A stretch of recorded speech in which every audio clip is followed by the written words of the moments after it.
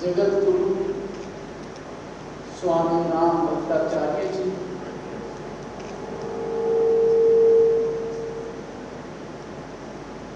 के चरणों में नमन करने के उद्देश्य से सहपत्नी यहाँ पर आया।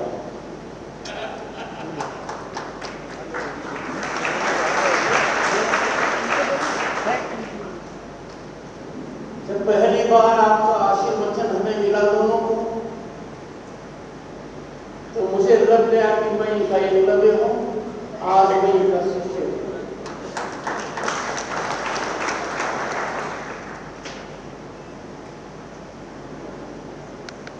भारत ऋषि मुनियों का देश रहा है, ऋषि परंपरा हमारी पूर्वी है।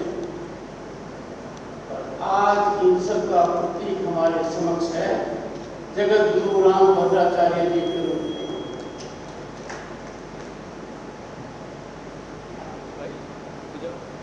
देश ने आपको पद्म विभूषण से सुशोभित किया और आपका व्यक्तित्व और कद इतना बड़ा है कि कोई भी अलंकरण उसमें कुछ ऐड नहीं कर सकता है।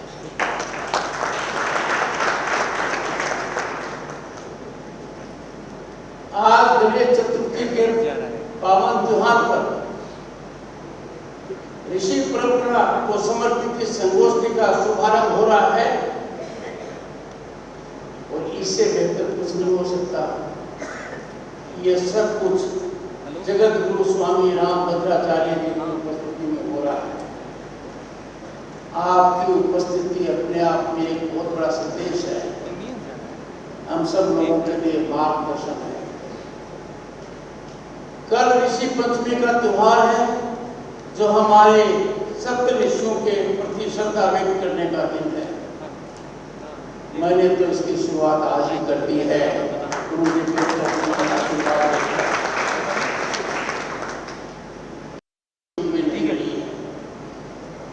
चारों तरफ अशांति है, द्वेषता है, संकट है, व्यक्ति व्यक्ति के हित को नजरअंदाज करता है। आपका पूरा जीवन,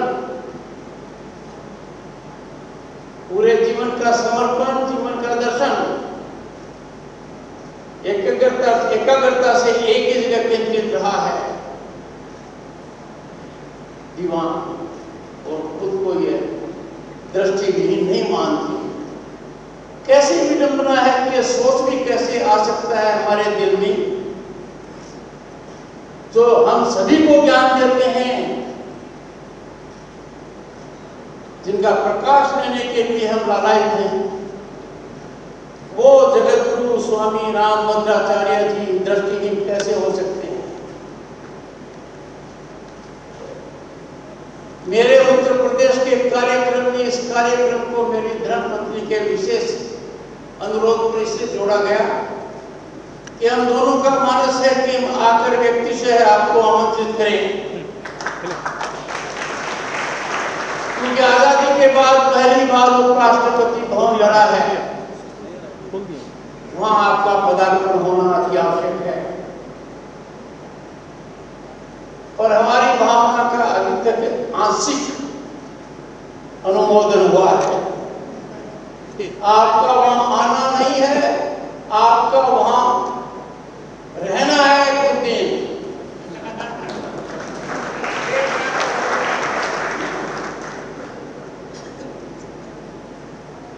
मनसा सिंह, श्री अनिल राजभर जी, श्री नरेंद्र कश्यप जी, मंत्रीगण, श्री नंद गोपाल गुप्ता जी, मंत्री, आचार्य रामचंद्र दास जी, तुलसी पीठ Chitrakoot, professor Sushil Kumar Pandey vice chancellor, और जिनका बहुत बहुत हमने सुना। चेहरे पर चमक आ रही है, यह चमक आने वाले समय में निश्चित रूप से खिलेगी।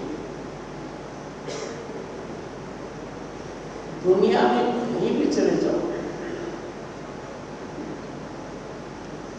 बड़े बड़े दुनिया के लोग जब अशांति महसूस कर रहे, से भटक गए, अंधकार दिखाई दिया, तो उनका रुख भारत की तरफ। हाल के कालखंड में भी बड़ा नाम कमाने वाले तकनीकी युग में उन लोगों को भी मार्गदर्शक और रोशनी इस देश में मिली। इसीलिए हम कहते हैं कि हमारी ऋषि परंपरा की वजह से ही आज भारत जल में, थल में, आकाश में और अंतरिक्ष में बहुत बड़ी छलांग लगा रहा है। इसी परंपरा का मूल मंत्र है कि हम वासुदेव कुटुंबकम के सिद्धांत में विश्वास करते हैं। पूरे विश्व ने भारत का लोहा माना। जब G20 में हमारा मोटो था, one earth, one family, one future. हमारे ओजस्वी प्रधानमंत्री जी ने जब विश्व कूटनीति को 2 सिद्धांत दिए, उन सिद्धांतों के मूल में ऋषि परंपरा है। पहला, भारत ने कभी एक्सपेंशन में विश्वास नहीं किया, दूसरे की जमीन को नहीं देखा। हजारों साल की संस्कृति और इतिहास इस बात को साबित करता है। दूसरा, किसी भी परिस्थिति में, किसी भी संकट का, किसी भी दुर्घटना का, किसी भी अंतरराष्ट्रीय कलह का समाधान युद्ध नहीं हो सकता। समाधान का एक ही रास्ता है, डायलॉग एंड डिप्लोमेसी। ये प्रधानमंत्री जी ने कहा था।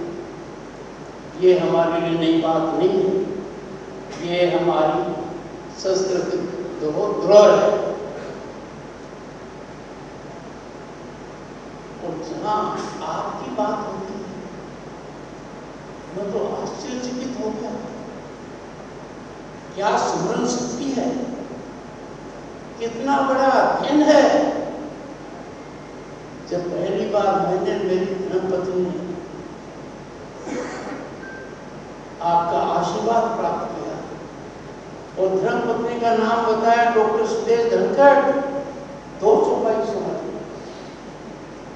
1 माइक्रोसेकंड भी नहीं लगा। ये बताता है कि आज हमारे बीच में ऋषि पुरुष विद्यमान है।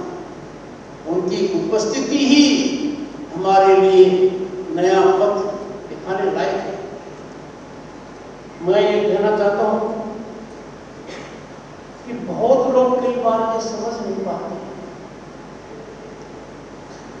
वो ऐसे रास्ते पर चले जाते हैं कि धर्म को भूल जाते हैं, राष्ट्र धर्म को भूल जाते हैं, निजी स्वार्थ को ऊपर कर देते हैं, राजनीतिक स्वार्थ में अंधाधुंध कार्य करते हैं।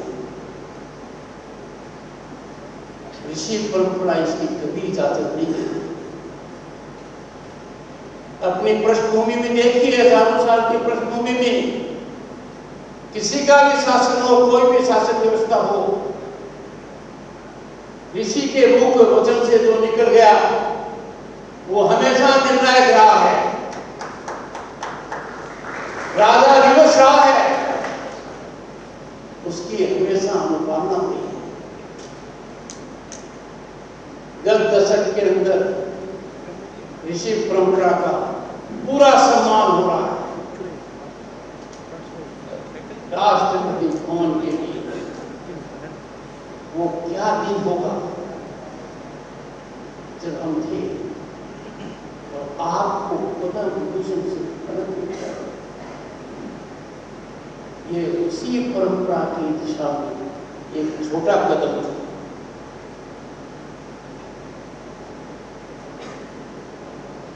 चारों तरफ नजर फैलाइए, क्या कोई देश हम जैसा है?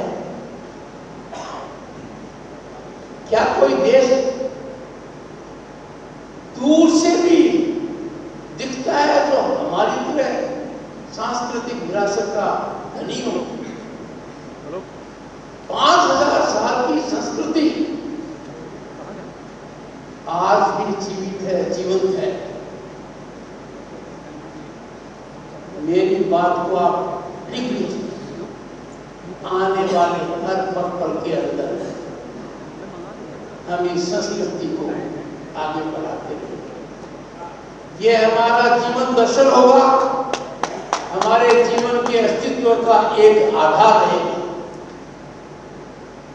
Let me tell you, friends, the world faces today existential challenges. And याद रखिए, हमारे पास इस धरती के अलावा कोई दूसरी जगह रहने की नहीं है। We can meet those challenges only by subscribing to the principles of ऋषि परंपरा। ऋषि परंपरा का मूल सिद्धांत क्या है? The pristine sublimity of ऋषि परंपरा is make sacrifice. You will find happiness, satisfaction. Your mind, heart, and soul will be ignited when you serve the humanity. And for that, friends, you have to give up reckless pursuit of materialism. Reckless pursuit to an extent कि संबंधों का मतलब नहीं है, दोस्ती का मतलब नहीं, समाज का मतलब नहीं, देश का मतलब नहीं, सिर्फ खुद के हित का मतलब। This is antithetical to ऋषि परंपरा। The nectar of ऋषि परंपरा, the essence of ऋषि परंपरा is take all along with you.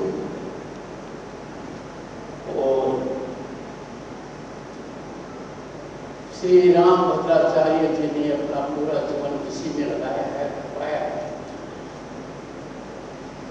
आज ज्यादा नहीं कहते हुए, आप दीर्घायु हो, आप शतायु हो, आप स्वस्थ रहें, आप उन सबका मार्गदर्शन करते रहें। हम ईश्वर से यही मांग कर सकते हैं कि हमारे ईश्वर को ईश्वरीय उपस्थिति में हमारे समक्ष जितना ज्यादा रहने को मिलेगा, वो हमारे लिए सार्थक होगा।